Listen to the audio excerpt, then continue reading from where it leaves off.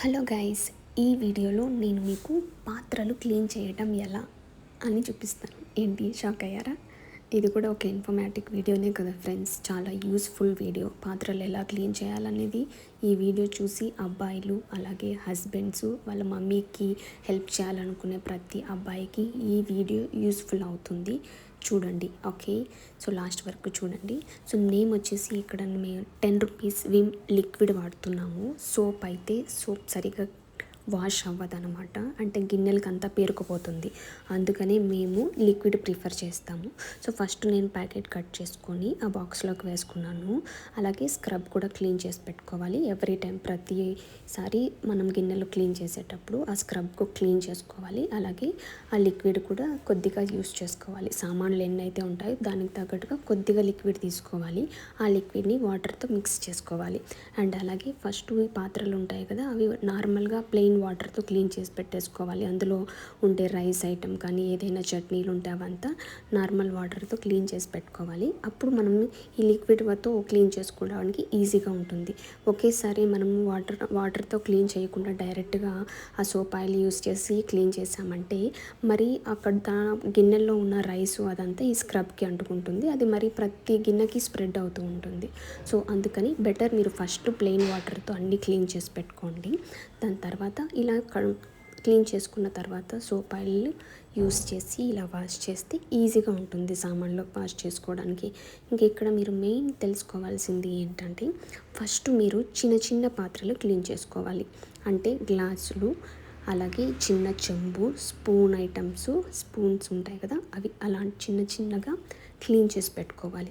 So తర్వాత ఈ చిన్నవి వాష్ అయిపోయిన తర్వాత లాస్ట్లో ప్లేట్స్ కానీ అలాగే ఈ మిక్సీలు, డేక్షాలు అలాంటివి లాస్ట్లో క్లీన్ చేసుకుంటే బెటర్. ఫస్ట్లోనే మీరు కన్ఫ్యూజ్ అయిపోయి అన్నీ క్లీన్ చేసుకుంటూ వచ్చారంటే సో అప్పుడు కొద్దిగా కష్టం అవుతుందన్నమాట. సో అందుకని ఫస్ట్ గ్లాసులు, చెమ్ములు, స్పూన్లు అలాంటివి క్లీన్ చేసుకోవాలి. చిన్న చిన్న బాక్సెస్ ఇలా ఉంటాయి కదా, ఇవి క్లీన్ చేసుకుంటే మీకు ఈజీగా అనిపిస్తుంది వాష్ చేయటం. సో చూసారా, నేను ఫస్ట్ అయితే ప్రిఫరెన్స్ గ్లాసులు వాటికే ఇచ్చాను. అలా క్లీన్ చేసి పెట్టుకొని ఈ సామాన్ల గిన్నెలు బౌల్లో నేను అన్నీ వేసుకున్నాను. అండ్ కొద్దిగా వాటర్ కూడా మనం ఎక్కువ ఫుల్ ఫోర్స్గా పెట్టుకోకూడదు. ఫుల్ ఫోర్స్గా పెట్టుకుంటే అవి సరిగా మనం కడగడానికి అవ్వదనమాట. తక్కువలో పెట్టుకొని సింక్లో వాటర్ క్లీన్ చేసుకుంటూ ఉండాలి. ఈ విధంగా చేసుకోవాలి. ఇది చాలా మంచి వీడియో, తప్పకుండా మీరు లైక్ చేయండి. మీకు యూస్ఫుల్ కూడా అవుతుంది ఇది, ఎస్పెషలీ అబ్బాయిలకి. అమ్మాయిలు అంటే ఎలాగైనా వాష్ చేసేస్తారు వాళ్ళకి తగ్గట్టుగా, కానీ అబ్బాయిలు ఎలా వాష్ చేయాలని తెలియదు కదా, అందుకని వాళ్ళ కోసం నేను ఈ వీడియో చేస్తున్నాను. సో ఈ విధంగా అన్నీ క్లీన్ చేసి పెట్టేసుకోవాలి. మీరు ఏంటంటే సోప్ కంటే బెస్ట్ మీరు సోప్ ఆయిలే యూజ్ చేయండి. మార్కెట్లో ఇంకా విమ్ కాకుండా డిఫరెంట్గా కూడా ఉంటుంది. మీ కన్వీనియంట్ మీరు ఏదైనా తీసుకోవచ్చు. ఈ విమ్ అయితే 10 రూపీస్ అనమాట. మాకు 1 వీక్ వస్తుంది. సో డైలీ మేము 2-3 టైమ్స్ గిన్నెలు వాష్ చేస్తూనే ఉంటాం. ఆ లిక్విడ్ 1 వీక్ కంటే ఎక్కువ అస్సలు రాదు మాకు. సో అందుకని మేము ప్యాకెట్స్ వచ్చేసి డిమార్ట్కి వెళ్ళినప్పుడు ఒక 3-4 ప్యాకెట్స్ అలానే స్టోర్ చేసుకుంటాము. సో ఆ విధంగా మాకు అది చాలా హెల్ప్ఫుల్ అనమాట. చూసారా ఎంత నీట్గా అయిపోతుందో. ఈ విధంగా చేసుకోవాలి ఫ్రెండ్స్. సో లాస్ట్లో మిక్సీ గిన్నెలు, డేక్షాలు క్లీన్ చేసుకోవటం బెస్ట్. అవి కొంచెం పెద్దవి కాబట్టి లాస్ట్లో క్లీన్ చేసుకుంటే బెటర్గా ఉంటుంది. అండ్ అలాగే ఈ టీ పాత్ర అయితే నేను లాస్ట్ వరకు దాన్ని వాష్ చేయను. అది క్లీన్ చేయడం చాలా టఫ్. అప్పటి వరకు దాంట్లో వాటర్ వేసి పెట్టింటాను, అది మెత్తగా నానుతూ ఉంటుంది. లాస్ట్ ఇవన్నీ క్లీన్ చేసేసే లోపల అది క్లీన్ చేయడం నాకు ఈజీ అయిపోతుంది అనమాట. సో ఈ విధంగా అన్నీ క్లీన్ చేసుకొని సామాన్లు బౌల్లోకి వేసేసుకోవాలి. సో మా ఇంట్లో చాలా తక్కువ ప్లేట్స్ యూస్ చేయటము, అంటే మేము జనాలు తక్కువ ఉంటాం అనమాట, అందుకని ఈ విధంగా. సో ఇలా అయిపోయిన తర్వాత సో లాస్ట్లో చూసారా, నేను టీ బౌల్ లాస్ట్లో నేను యూస్ చేశాను. అంటే లాస్ట్లో నేను కడిగి పెట్టేశాను అనమాట దాన్ని. నాకు ఫ్రీ అనిపించేసింది. సో ఇలా ఇవన్నీ వాష్ చేసిన తర్వాత లాస్ట్ తప్పకుండా చేయాల్సిన పని ఏంటంటే షింక్ క్లీన్ చేయటం. ప్రతిసారి మీరు సామాన్లు కడిగిన ప్రతిసారి షింక్ని తప్పకుండా క్లీన్ చేయాలని. మీరు సోప్తో అయినా క్లీన్ చేయొచ్చు, లేదంటే వాటర్తో అయినా నీట్గా క్లీన్ చేసి పెట్టుకోవచ్చు. షింక్ మంచిగా క్లీన్ చేస్తేనే అక్కడ చీమ, దోమలు, మస్కిటోస్ అంతా రాకుండా ఉంటాయి.